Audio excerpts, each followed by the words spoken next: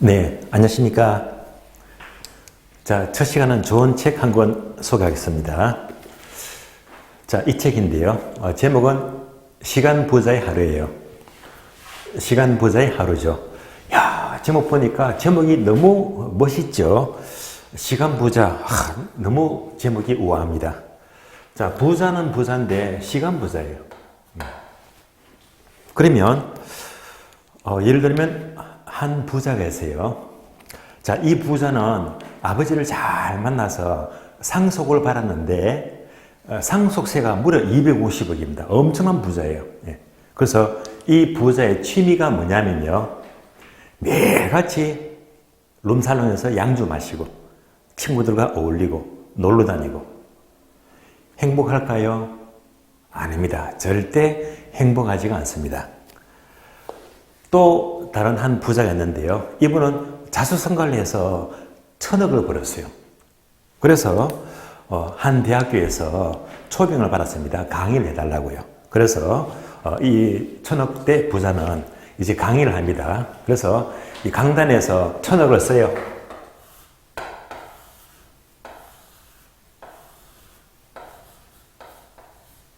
그래서 많은 대학생들한테 첫 마디가 이렇게 묻습니다. 1,000억 벌었습니다. 벌었습니까? 이렇게 시작합니다. 그러면서 이제 이 1,000억을 설명하는데 이분은 어떻게 1,000억을 벌었느냐 이제 거꾸로 설명을 합니다. 이제 맨 마지막 동그라미는 1,000억을 가지니까 명예를 얻게 되더라. 다음 동그라미는요. 지위를 얻게 되더라. 다음 동그라미는 돈을 갖게 되더라. 그런데 얘가 가장 중요합니다. 얘가요. 얘가 뭐냐? 얘는 바로 가족과 건강입니다. 가족과 건강이 가장 중요합니다. 왜냐? 만약 얘가 없다고 보세요. 얘가 없으면요. 제로가 되어버리거든요. 이 말은 무슨 말이냐? 아무리 돈이 많더라도 건강을 소홀히 하고 가족을 소홀히 하면 부자가 아니다는 말입니다. 의미가 있죠. 그래서 결코 돈이 많다고 부자가 아니다. 그러니까 돈이 있어도 먼저 가족과 건강을 가지고 행복을 누려야 됩니다. 그러면 이제 시간 부자게 되면 자 저자가 이 닉네임이 위너프예요. 그리고 본명은 정연우 씨인데요. 여자분이더라고요. 제가 보기에는 한 40대쯤으로 추정을 하는데 그럼 여러분들 이거 아시죠?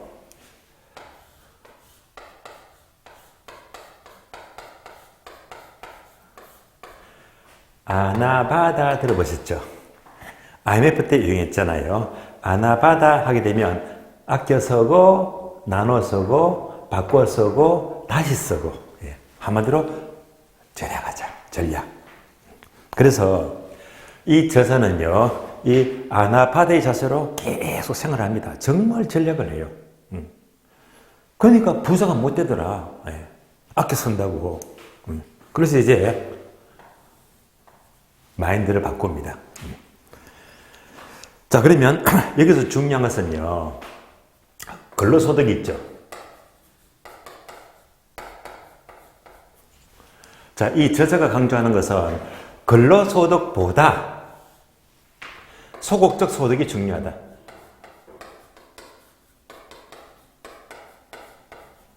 여기서 소극적 소득이란 비슷한 말로 자본소득인데요.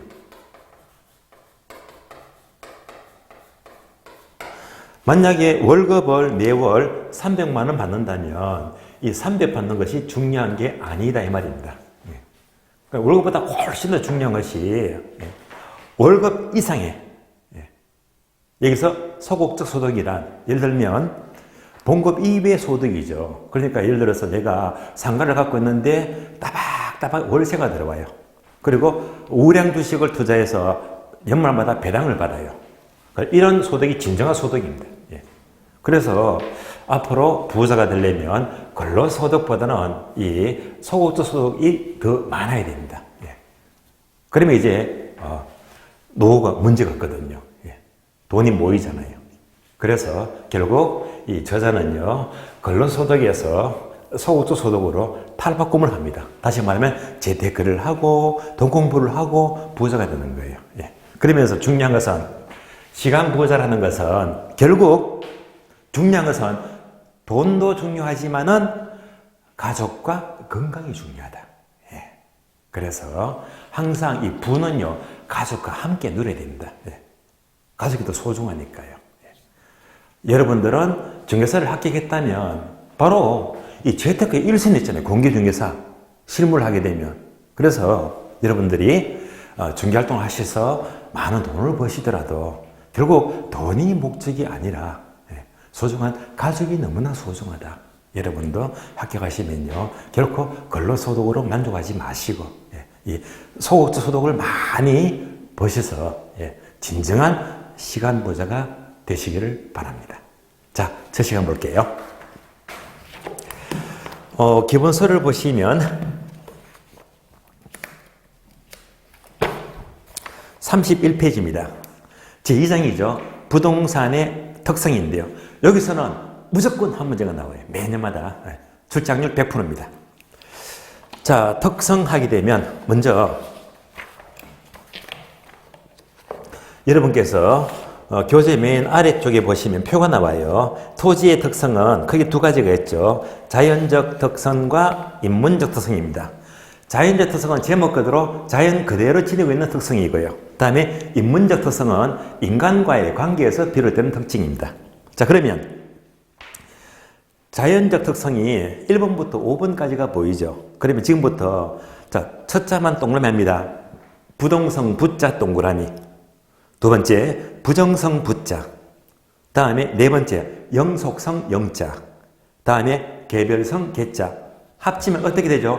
부부연계. 부부연계. 암기되었죠? 부부가 둘 다 연계래. 부부가 둘 다 동안이래. 부부연계다. 부부연계 이 네 가지가 자연적 특성이 되고요. 다음에 인문적 특성은 자, 세 가지죠. 첫 번째, 용도의 다양성, 첫자, 용, 동그라미. 다음에 합병 분할 가능성, 자, 합병, 병, 동그라미. 다음에 세 번째는요, 사회적, 경제적, 행정적 위치의 가변성, 가변성에서 가짜, 동그라미. 합치니까 용병가가 됩니다. 그래서 부동산 특성은, 자연적 특성은 부부연계, 인문적 특성은 용병가, 이렇게 암기를 하시고요. 자, 여기서 매년마다 한 문제가 꼭꼭 출제가 되고 있습니다.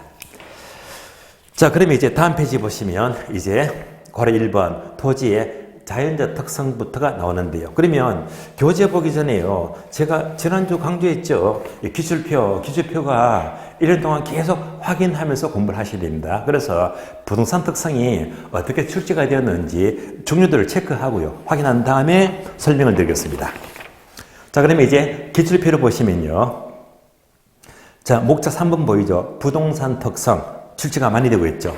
첫 번째 까만 세모를 보시면 부동산 특성을 묻는 종합 문제가 엄청 많잖아요.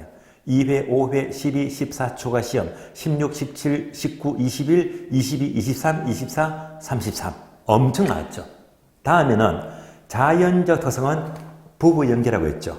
여기서 5회, 10회, 11, 28회, 31, 32회 여러 번 나왔고요. 다음에 부부 연계 중에서 부동성만 묻는 것이 5회, 9회, 10회, 11, 14 5번 나왔고요. 부정성만 묻는 것이 3회, 7, 10, 11회, 13, 23, 29 무려 7문제가 나왔고요.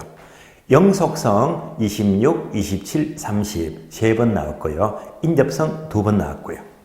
다음에 인문적 특성이 종합문제가 4회, 5회 2번 나왔고 용도의 다양성 1회, 13, 11회 이렇게 보더라도 자, 엄청나게 출제가 많이 되었습니다.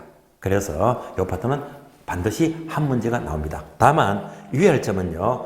부동산 특성은 총론 파트이기는 하지만은요. 이 특성이 학교는 전체를 모두 연결하기 때문에 사실은 어려워요. 왜? 학교는 전체를 모두 알아야 되거든요. 그래서 특성 파트는 절대 첫 술에 배부를 수가 없어요. 어쨌건 학교는 전체와 연결을 하기 때문입니다. 자, 그래서 처음부터 볼게요. 먼저, 자, 자연적 특성은 부부 연계라고 암기를 했는데, 부부 연계. 첫 번째, 부동성이 있죠. 부동성. 자, 부동성은 토지는 인간의 힘으로는 절대로 움직일 수가 없다는 특징을 말합니다. 네. 그러면, 책을 보시면, 니은번이 있죠. 파생 특징. 이 파생 특징이 학교는 전체를 전부 다 끄집어낸 거예요. 전체를 말합니다. 자, 이렇게 보게 되면, 먼저 A번부터 볼까요? 부동성은 자, 움직이지가 않기 때문에 부동산과 동산을 구별하는 근거가 된대요. 그러면 동산은 이동성이죠. 움직이더라. 부동산은 비동성이죠. 움직이지 못합니다. 이런 이유 때문에 권리의 공시 방법을 달리한대요. 자, 공시 방법 하게 되면 동산은요, 바로 공시 방법은 점유가 되고요. 부동산은 점유가 아니라 등기가 필요하죠. 이렇게 공시 방법이 달라지는 이유가 됩니다. 다음에 B번 보시면 지금부터 단어가 중요합니다. 자, B번 보시면 활동과 현상을 국지화시킨다. 국지화 밑줄. 이어서 지역 분석의 필요성이 요구된다. 지역 분석의 필요성 밑줄. 요 두 단어가 중요합니다. 또 C번 보시면요.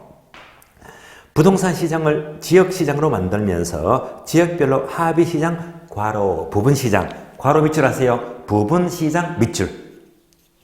다음에 F번 밑줄 하세요. 외부 효과의 영향 밑줄. 단어 4개 나왔죠. 요 네 단어가 중요합니다. 첫 번째가 국지화, 다음에 지역 분석, 다음에 부분 시장, 마지막으로 외부 효과. 이 네 단어가 특히 중요합니다. 자, 그러면 이제 하나씩 볼게요. 그럼 지금부터 여러분들은요, 요 네 단어를 설명을 드리겠는데, 지금부터 강의 노트를 보시면 돼요. 그러면 이제 부동성이 나와요.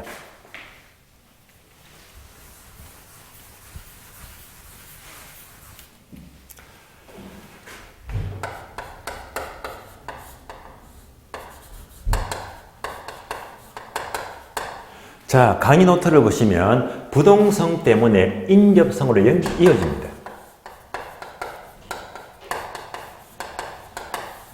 다음에 지역성입니다.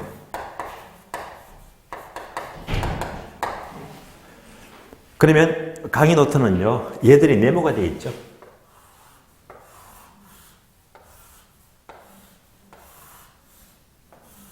그래서 쓰면서 익히자. 그래서 항상 부동성, 인접성, 지역성 한 묶음으로 보시면 돼요. 한 묶음입니다. 예를 들면 이렇게 보시면 돼요. 어느 지역이 있어요. 그냥 여러분이 살고 있는 동네로 생각하세요. 우리 동네가 있는데 여기에 우리 집이 있어요. 우리 집이 있다. 얘는 절대로 움직일 수가 없잖아요. 그러니까 얘가 바로 부동성입니다.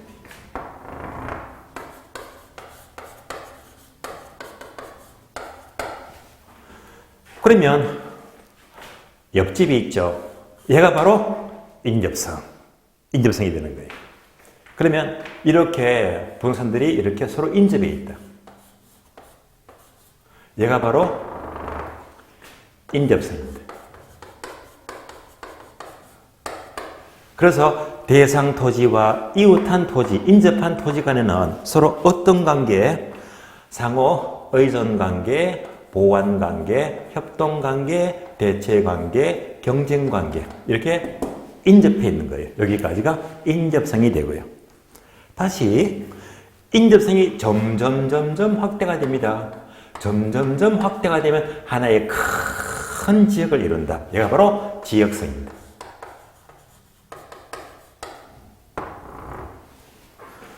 그래서 부동성이 확대되어서 인접이 있게 되고 이것이 확대됨으로써 하나의 큰 지역을 이루게 되고 그래서 이 지역마다 사회적 위치가 달라지고 경제적 위치가 달라지고 행정적 위치가 달라지는 거예요. 그래서 항상 부동성만 나왔다면 계속해서 인접성, 지역성에서 한 묶음으로 보시는 게 가장 논리적입니다. 자, 그럼 이제 이 지역성이 중요한 거예요. 지역성이. 이 지역성이 뭐냐? 다시 말하면 지역 특성. 지역 특성. 자, 여기가 인천 주안지역이죠. 그러면 주안역과 부평역은 지역이 다르잖아요. 다르기 때문에 특성이 달라지는 거예요. 그래서 항상 이러한 지역 특성을 잘 분석해야 됩니다. 네. 그래서 지역 특성을 잘 분석하자. 그래서 지역 분석이 필요하게 됩니다.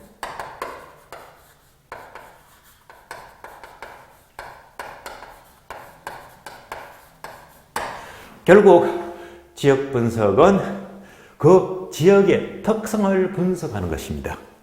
따라서 결국 지역 분석이 필요한 이유가 한 가지가 아니죠. 결국은 세 가지다, 세 가지. 그래서 지역 분석이 필요한 이유는 1등 지역성입니다. 첫 번째 이유. 왜 지역이 나타납니까? 2등. 두 번째는 인접성이 되고요. 그러면 왜 인접했습니까? 가장 근본적으로 부동성 때문이다. 그래서 지역 분석이 필요한 이유는 가장 논리적으로 1순위가 지역성, 2순위가 인접성, 3순위가 부동성이 되는 거예요. 논리를 아시겠죠? 이런 것들은 그냥 암기하는 게 아니에요. 그러면 대개 수험생들은 책을 딱 보니까 부동성 때문에 지역 분석이 필요하다고 나오는데 이거는 그냥 암기만 하는 거예요. 그렇게 공부해서 안 돼요. 항상 학교론도 논리가 필요하다. 그러니까 논리가 분명하죠. 지역 분석이 필요한 이유. 1순위가 지역성, 2순위가 인접성, 가장 후순위가 부동성이다. 이렇게 논리적으로 공부를 하셔야 됩니다. 그러면 과거에 이런 문제가 출제된 적이 있습니다. 제 기억으로 6회 때 출제가 된 것으로 기억이 나는데요. 다음 중에서 지역 분석이 필요한 이유는 물었거든요. 이유는. 그러면 이제 오지선다로 1번, 2번, 3번, 4번, 5번.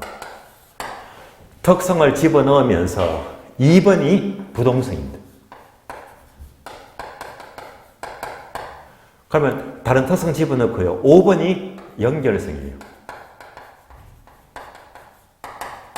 그러면 책을 보고 단순 암기를 한 사람이면 보자마자 정답 2번 부동성 했을 겁니다. 그런데 결과는요, 틀린 답이다. 틀린 답이다. 왜냐면요, 지역 분석이 필요한 이유는요, 1순위가 지역성, 2순위가 인접성, 마지막 순위가 부동성입니다. 그러니까 얘들이 있으면 얘가 우선 답이 되는 거예요. 그러면 5번 지문 보게 되면 연결성이 똑같은 말로 이꼴 인접성이 되는 거예요. 그러니까 결국은 순위가 얘보다는 얘가 앞서잖아요. 그래서 정답은 5번. 인접성 또는 연결성. 이렇게 문제가 나왔다는 말입니다. 그래서 학교론도 절대 암기 위주로 공부할 것이 아니라 논리가 필요하기도 하다. 정리되셨죠? 즉, 분석이 필요한 이유 1순위가 지역성, 2순위가 인접성, 3순위가 부동성이 되는 거예요. 자, 이제 지역성과 똑같은 말이 이꼴 국지성입니다.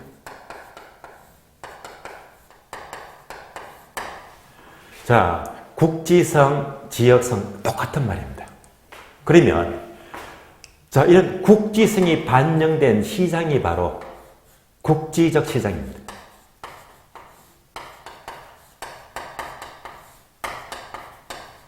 그러면 국지적 시장은 다른 말로 지역적 시장이죠. 지역적 시장. 그러면 이 국지적 시장과 똑같은 말이 바로 부분시장입니다. 자, 그래서 부분시장 나왔습니다. 부분시장. 따라서 부분시장은 국지적 시장이고 지역적 시장입니다. 그러면 도대체 부분시장이 뭡니까? 하게 되면 부분시장은 바로 시장의 세분화를 말합니다.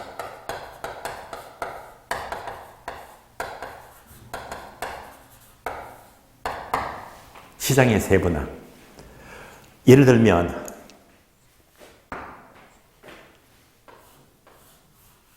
25평 아파트가 있습니다. 25평 아파트가 있습니다.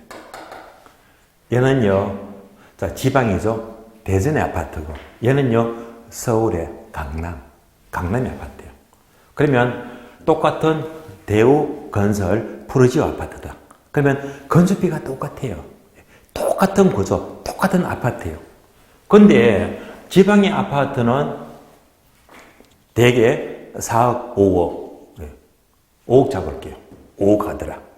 근데 강남의 똑같은 아파트는 20억이 넘어갑니다. 이게 뭡니까? 아파트는 똑같은데, 구조가 똑같은데, 지방은 5억하고 강남은 20억이 넘어가더라.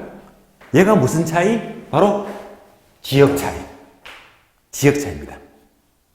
그러니까 결국은 부동산은 같은 평수의 아파트라고 하더라도 지방 다르고 강남이 다르다 해서 지역적으로 가격이 달라지고 있잖아요. 얘가 바로 지역적으로 시장이 세분화된다, 가격이 달라지고 있다는 말입니다. 따라서 부동산은 결국 지역마다 차이가 큽니다. 그래서 지역적으로 가격이 달라지더라. 얘가 바로 부분상입니다. 부동산은 부분상이기 때문에 지역적으로 가격이 달라지는 거예요. 되시겠죠? 따라서 결국은 지역성 때문에 지역적 시장, 부분시장이 된다는 점입니다. 그러면 이제 부분시장은 지역마다 가격이 달라지는 체계인데, 그러면 부동산이 아니라 동산도 부분시장이 될 수가 있을까요? 동산도 얼마든지 가능합니다. 왜냐하면요, 부동산이건 일단 가격이 세분화되고 달라지면 전부 다 부분시장이 되는 거예요. 예를 들면 여러분도 매일 쓰고 있는 이 스마트폰이 있죠. 스마트폰 요금 체계도 통일된 게 아니잖아요. 요금 체계가 다르잖아요. 얘가 바로 부분시장입니다. 다시 어떤 요금은요, 5만 원짜리가 있고 4만 원짜리가 있고, 또는 뭐 무제한 요금도 있고요. 비싸죠. 또는 뭐 알뜰폰도 있고 효도폰도 있고 요금이 달라지는 거예요. 이렇게 요금 체계가 달라지면 동산도 무엇이 될 수가 있다? 얼마든지 부분시장이 될 수가 있다는 말입니다. 또 이런 것도 있죠.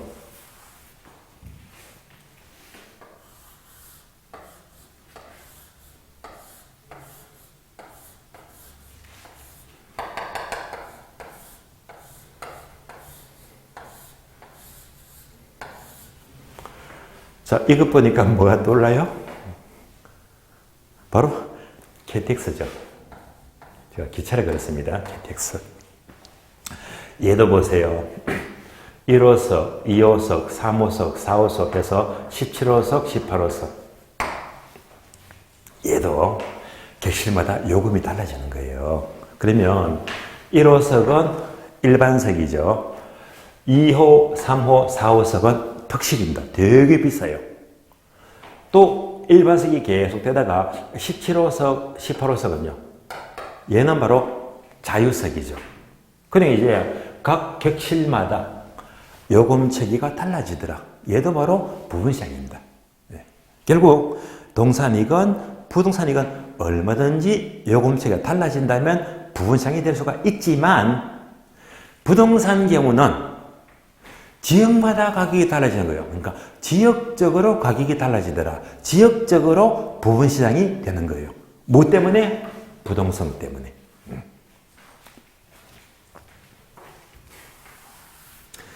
자, 이어서 강의 노트를 보시면 다시 부동성하고 인조성을 묶어놨죠.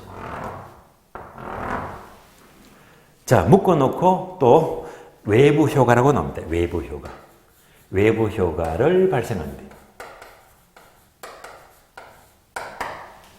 그러면 외부 효과는요, 나중에 우리가 따로 부동산 정책에서 공부하는 용어인데요. 그러면 외부 효과 하게 되면 뭘 가르치느냐? 이 두 가지가 합쳐진 것인데, 나중에 정책에서 따로 공부를 하시면 외부 효과 종류가 두 가지입니다. 첫 번째가 정의 외부 효과.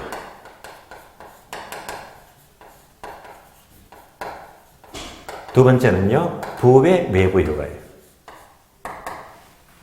그러면 정의 외부 효과를 다른 말로 핀피 현상이다.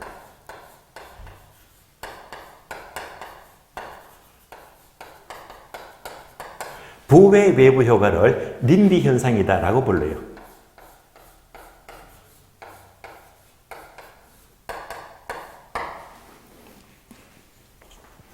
그러면 예를 들면 외부 효과 하게 되면 다른 말로 인근 효과죠. 인근 효과인데 예를 들면 대상 토지가 있어요. 얘는 절대 못 움직이잖아요. 부동성. 절대 못 움직이는데 인접한 토지가 있어요. 이 토지가 전철 여기 들어선다면 동네가 되게 좋아지겠지. 얘가 바로 정의 외부 효과입니다. 전철 여기 아니고요. 여기 인접한 토지가 납골당에 들어선다면 동네가 나빠지겠죠. 마이너스. 얘가 바로 부의 외부 효과입니다. 예. 따라서 외부 효과 하게 되면 결국 인접한 시설물이 좋은 게 들어서면 동네가 좋아지는 거고 반대로 나쁜 시설이 들어서면 나빠지더라. 이렇게 외부 효과를 불러일으키기도 한다. 그래서 외부 효과 하게 되면 이유가 두 가지죠. 부동성과 인접성 때문입니다. 자, 그래서 여기까지가 하나의 체계가 됩니다. 결국 자, 부동성, 인접성, 지역성을 한 묶음으로 보자. 예, 항상 같이 움직이잖아요. 결국 부동성 때문에 뭐가 나타나? 지역 특성, 지역성입니다. 자, 그래서 첫 번째 지역 분석이 필요하게 되고요. 다음에 활동은 국지화된다. 그래서 지역적으로 가격이 달라지더라 부분시장이 되고요. 또 부동성과 인접성 때문에 인근 효과, 외부 효과를 발생을 시킨대요. 자, 그래서 이제 핵심 단어가 하나, 둘, 셋, 넷 모두가 나왔습니다. 그래서 이제 책을 다시 보시면요. B번 활동과 현상을 국지화시킨다. 예. 국지성 나왔죠. 그리고 지역 분석이 필요하다 나왔고요. C번 보게 되면요. 지역적으로 부분 시장이 존재한다. 즉 시장이 세분화된대요. 다음에 F번 보게 되면 외부 효과에 영향을 발생을 시킨대요. 이렇게 연결하시면 돼요. 다음에 동그라미 D번 보시면요. 활동에서 임장활동 밑줄, 다음에 정보활동 밑줄. 자, 임장활동은요. 다시 말하면 더 쉬운 말로 현장활동이죠. 임장활동, 현장활동. 반드시 부동산은요. 현장에 직접 찾아가서 확인을 해봐야 됩니다. 현장활동, 임장활동이 필요한 거예요. 그럼 여러분들 이 임장활동을 우리가 실무적으로 다른 말로 뭐라고 부를까요? 두자. 임장활동 바로 무선품, 발품. 들어보셨죠? 발품.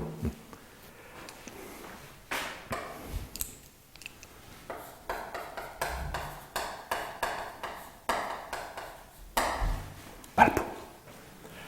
요즘은요, 세상이 무척 달라졌어요. 워낙 과학기술이 발달되니까 특히 스마트폰, 요즘 앱이 얼마나 많습니까? 그래서 이제 스마트폰으로 클릭하면 되는 거예요. 그래서 바로 손품이죠. 여러분들이 정기활동 하시면 손품도 필요하고 발품도 중요합니다. 먼저 손품부터 먼저 해봐야 되겠죠. 손품 하게 되면요. 특히 PC나 스마트폰에 앱이 많잖아요. 앱. 요즘 번지만 알게 되면요. 바로 스마트폰 앱을 통해서 예를 들면 뭐 밸류맵, 디스코, 실거래가를 알 수가 있죠. 또 아파트 가격은 아실, 아파트 실거래가죠. 또는 호갱노노, 전부 다 앱인데요. 번지만 체크하면요. 그 지역이 전부 다 상승이 나오는 거예요. 그만큼 이제 손품이 편리합니다. 특히 이런 앱도 있죠. 일사편리.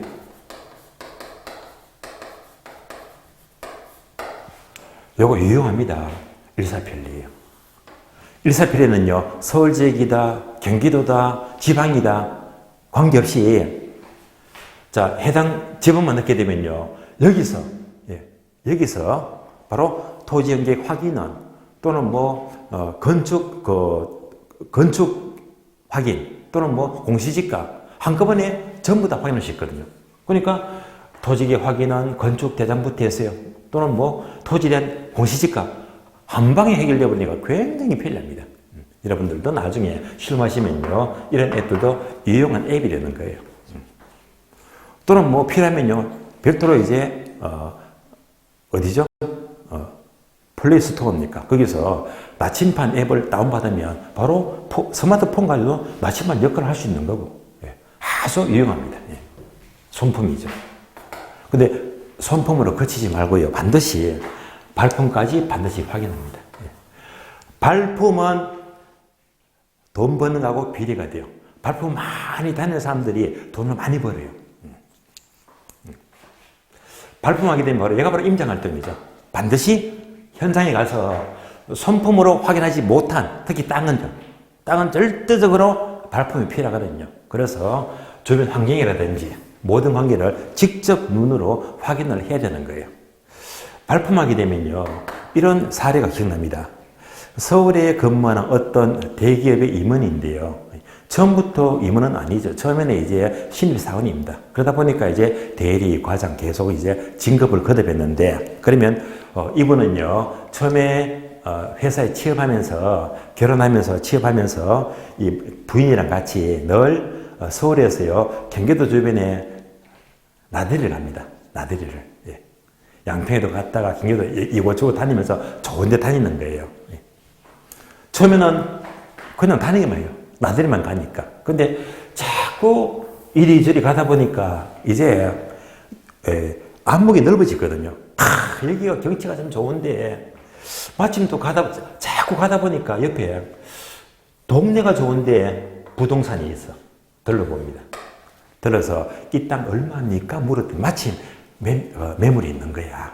이 매물을 가격도 싸요. 그래서 요거 하나 사버리고 또 나들이 가서 이 땅 사고 또 나들이 가서 이 땅 사고 이렇게 하다 보니까 어느새 50대 임원이 되었더니 수도권에 군데군데 전부 땅 천지입니다. 그러다 보니까 이렇게 많은 땅들이 그동안 땅값이 얼마나 올랐는지 이게 수십억이 넘어가는 거예요. 무엇의 결과다? 발품의 결과. 그래서 얘가 바로 근로소득이 아니잖아. 근로소득만, 봉급만 받았다면 절대 이 돈 못 모았습니다. 그러니까 근로소득보다 중요한 게 뭐라고 했죠? 소극적 소득. 그래서 이분은 진정한 시간 부자가 된 거예요. 부인이랑 나들이 다니면서 행복을 느끼면서 땅을 사면서 진정한 시간 부자가 된 거예요. 그래서 여러분들도 이제 실무활동 하시면요, 발품도 많이 가시면서 좋은 땅에 서면 사고 되면 이게 자꾸 이제 가치가 올라가면 가장 유용한 재테크가 될 수가 있다는 것입니다. 그래서 여러분들은 임장의 전문가가 되어야 됩니다. 임장을 잘할수록 돈이 보이는 거예요. 부동성 때문에 임장이 필요합니다. 계속해서 정보활동도 밑줄 했죠. 그러니까 임장하니까 그 책이 정보를 알 수가 있잖아요. 그래서 임장활동과 정보활동이 필요한 것은 모두가 부동성 때문이다. 다음에 2번. 토지의 이용 방식이나 입지 선정의 활동에 근거를 제시한다. 입지 선정 밑줄 하시고요. 입지 선정은요, 이렇게만 메모하시면 돼요. 입지 선정. 자, 용지. 그리고 용도만 적어주면 돼요. 우리가 나중에 입지 선정을 공부하겠지만 입지 선정을 한다는 것은 부동산의 적절한 용지를 찾거나 용도를 찾는 것입니다. 그래서 이런 것도 모두가 부동성과 관계되고 있습니다. 지번 보시면 부동성 때문에 제도적으로 규율하기가 쉽다. 그리고 조세 수입의 근거가 된다. 그러니까 이런 것들이 다 뭡니까? 여러분들이 2차 과목 공부하시는 용도, 지역, 지구제, 국토개발 공부하시잖아요. 세금 매길 때 2차 과목 세법 공부하시죠? 따라서 조세 수입의 근거, 규제가 영위하다 모두가 부동성 때문입니다. 자, 그래서 부동성은 여기까지 발생 특징을 이해하시고요. 그래서 특히 핵심 단어 4가지 있죠. 이렇게 지역선으로 연결이 되고 이런 관점에서 지역 분석이 필요하더라. 다음에 시장은 국지적 시장이다. 지역적으로 가격이 달라지는 부분 시장이 된대요. 그리고 인간 홍행을 많이 받는 외부 효과를 발생을 시킨다라고 보시면 되겠습니다. 자, 이어서 이제 목차 2번 부정성이죠. 부정성. 자, 부정성은 토지는 인간의 힘으로는 아무리 생산비를 투입하더라도 땅은 만들 수가 없잖아요. 토지는 절대 증가시킬 수가 없다. 얘가 바로 부정성인데요. 그럼 이제 부정성 하게 되면 여러분들이 강의 노트를 보시면 돼요. 강의 노트. 그러면 목차 2번 보시면 부정성이 나옵니다. 그러면 이런 문장이 나오죠.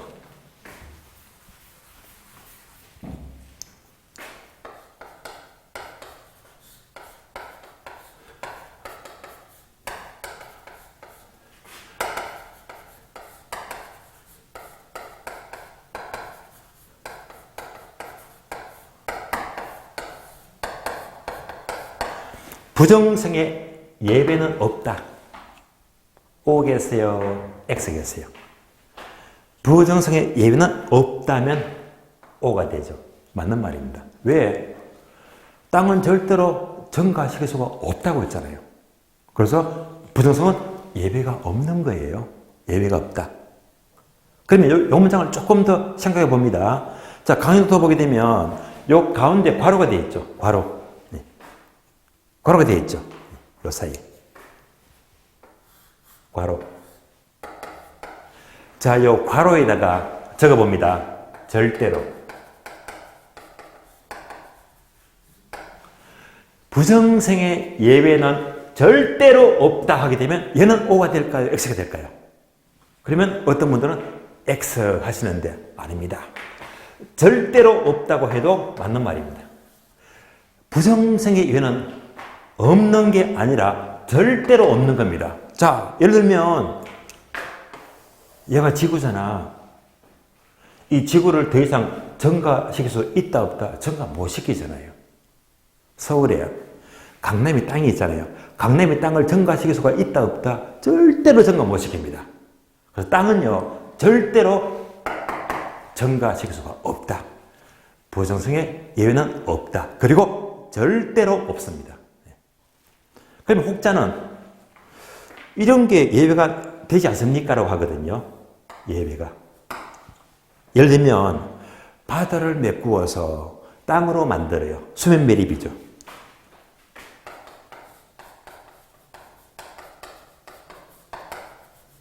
그래서 강의 노트에다가 이렇게 수면 매립 적어줍니다. 수면 매립. 그러면 이제 매립지가 생긴 만큼 땅이 더 생겼잖아요. 이거는 예외가 될 수가 없습니다. 다시 말하면 부정성의 예외가 절대로 될 수가 없다는 것은 결국 물리적 공급은 누구나 절대로 증가시킬 수가 없는 거예요. 물리적 공급은 절대 X다. 절대로 증가 못 시킵니다. 그러면 수면 매립은 뭡니까? 얘는요 바다를 메꾸어서 땅으로 만들었잖아요. 이 말은 밑에는 땅이 메꾸니까 올라온 거야. 그러니까 자 바다에서 땅으로 이용 상태가 바뀐 겁니다. 그래서 바다에서 땅으로 이용 상태가 바뀌었다. 그래서 토지 이용 전환입니다.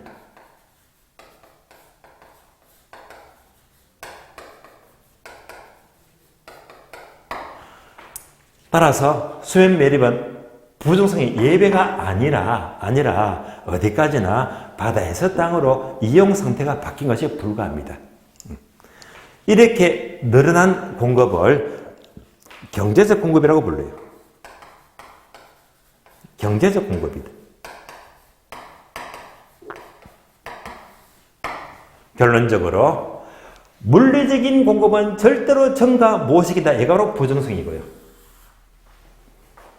그러나 수면을 매립하고 농지를 택지로 바꾸고 택지 조성이죠. 이렇게 자 용도가 늘어난 것은 용도를 바꾼 것은 어디까지나 토지 이용 전환이고 얘는 경제적 공급이 늘어난 것이다 라고 보시면 돼요.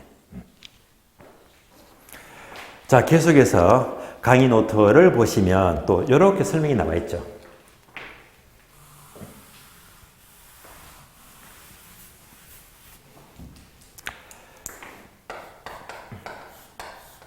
자유재와 경제재예요.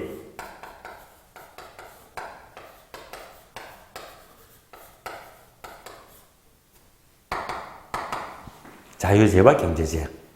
그러면 자유재가 뭡니까 하게 되면 얘는요, 존재량이 무한합니다. 존재량이 무한하다.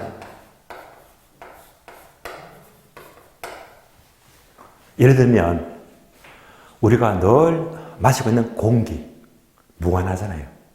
바깥에 나가면요, 마음대로 햇볕을 쬐죠. 공기나 햇볕 이런 것들이 모두가 자유재가 돼요. 존재량이 무한합니다. 무한해요. 무한하다는 것은 희소가치가 없다는 말입니다. 자, 따로 희소가치가 없다. 이렇게 메모되어 있죠. 화살표. 예. 희소가치가 없다. 존재량이 무한하니까, 희소가치가 없으니까 아무런 대가를 지불하지 않고 마음대로 쓸 수가 있어요. 그럼 강의 노트는 대가 O 되어 있죠. 요거 오타가 났으니까 O를 X로 바꿔줘요. X로 바꿔주시고요. 따라서 무한하기 때문에 희소가치가 전혀 없어요. 내가 얼마든지 마음대로 쓸 수가 있잖아요. 아무런 대가 없이 쓸 수가 있다는 말입니다. 반면에 경제재의 경우에는 존재량이 한정이 되었죠. 유한합니다. 다시 말하면 유한한 자원입니다. 이런 것들은 대개 희소가치가 있어요.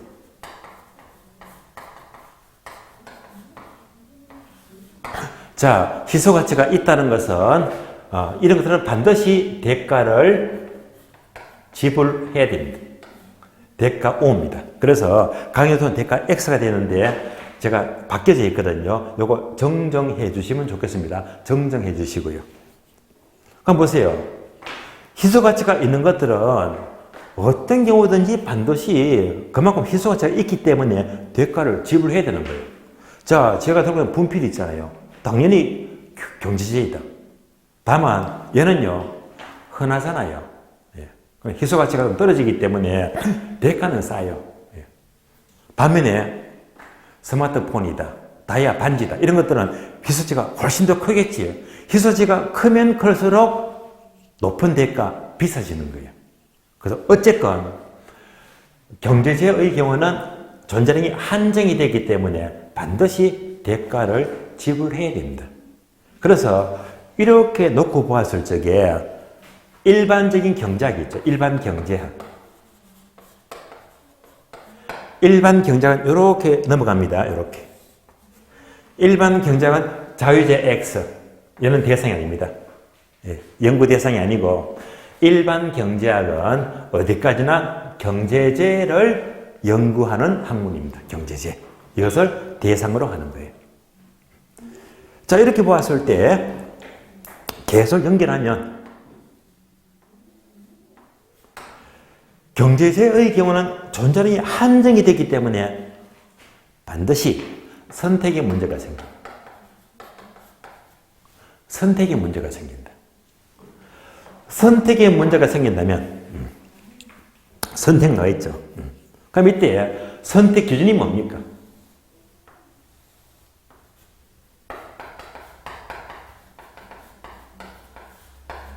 그러면서 강의 노트 보게 되면 이렇게 괄호 나와 있습니다. 예를 적어야 됩니다. 그럼 얘가 뭘 가르치느냐? 예를 들어 볼게요. 자, 어떤 사람의 호주머니에 돈이 지갑에 10만 원밖에 없습니다. 10만 원. 10만 원. 10만 원 갖고 모든 자를 전부 다 살 수가 없잖아요. 살 수가 없다. 예. 왜? 존재량이 유한하기 때문에. 그래서 이제 10만 원 갖고 뭘 살까? 그 기준이 필요합니다. 뭘 살까? 예. 이때 그 기준이 뭐지? 바로 경제성의 원칙입니다. 선택 기준은 경제성의 원칙이다. 경제성 원칙은 잘 아시죠? 경제성 하게 되면 뭘 말합니까? 최소의 비용으로 최대 효과를 올리죠. 이가 바로 경제성의 원칙입니다. 그래서 일반 경제학은 주어진 돈으로, 주어진 자금으로 최소의 비용으로 최대 효과를 올리자, 이 경제성을 연구하는 학문입니다. 이것을 부동산으로 연결하죠. 부동산 학입니다. 우리가 공부하는 부동산 학이 됩니다. 부동산 학은 그 대상이 뭐죠? 경제제 중에서도 바로 부동산입니다. 즉 토지와 건물 등등을 가리킵니다. 그럼 얘는요 훨씬 더 양이 한정이 되었죠. 그래서 부동산 학이 되면 이 경제제 중에서도 훨씬 더 희소 가치가 높아요. 얘가 뭐지? 바로 부정성. 땅은 절대로 증가시킬 수가 없잖아요. 부정성 때문에 더군다나 땅은 귀합니다. 귀해요. 그럼 여기서도 어떤 문제가 생겨? 바로 선택의 문제가 생겨.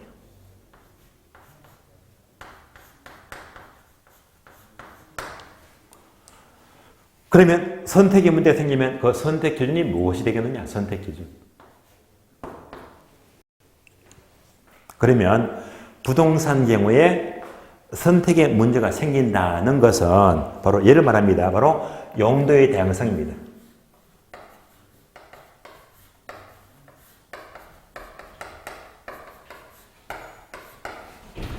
땅은 절대 한정이 되었지만 절대로 증가 못 시키지만 여기다가 주택 짓고 상가 짓고 공장 짓고 학교 짓고 여러 가지 용도 중에서 하나를 선택할 수가 있잖아요.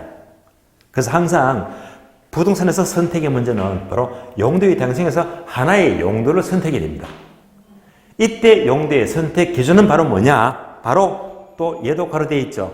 바로 최유효사입니다.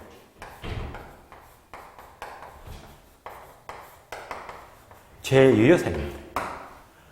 최유효사용은 바로 효용성이 가장 높은 사용이죠. 다른 말로 유용성이 가장 높은 사용입니다. 그래서 주어진 용도 중에서 가장 효용 가치가 큰 용도를 선택하자. 따라서 부동산 학은 이렇게 연결이 되는 거예요. 그래서 최소가 강조되는 것 근본적으로 땅은 절대 증가 못 시키니까 부정성 때문입니다. 그래서 결국 부정성은 뭐라고 했죠? 땅은 절대로 증가 못 시킨다. 예배가 절대로 없다고 했잖아요. 그래서 바로 물리적 공급은 증가 못 시킨다. 물리적 공급은 절대로 증가 못 시킨다.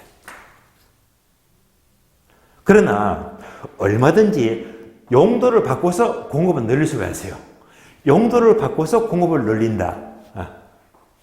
얘가 바로 용도적 공급이죠. 그래서 얘가 바로 경제적 공급입니다.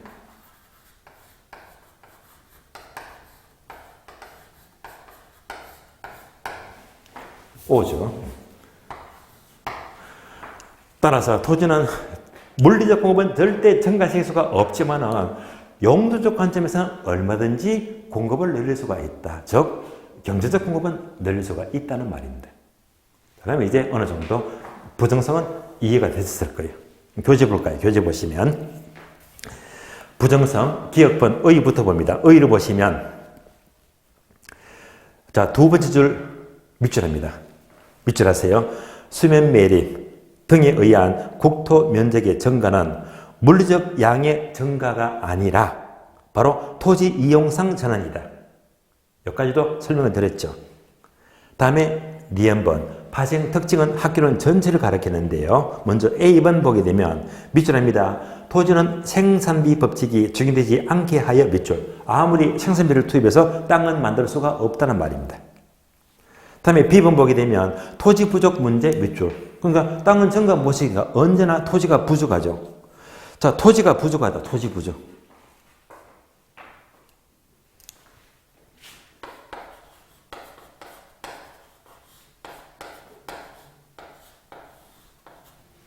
토지가 부족하니까 특히 땅은, 토지는 절대 양을 증가 못 시키니까 그만큼 사배성과 공공성이 높은 재화가 돼요. 사회성과 공공성이 높다. 사회성과 공공성이 높다. 다시 말하면 공의 개념이 강해요. 이런 관점에서 공적인 규제가 필요합니다.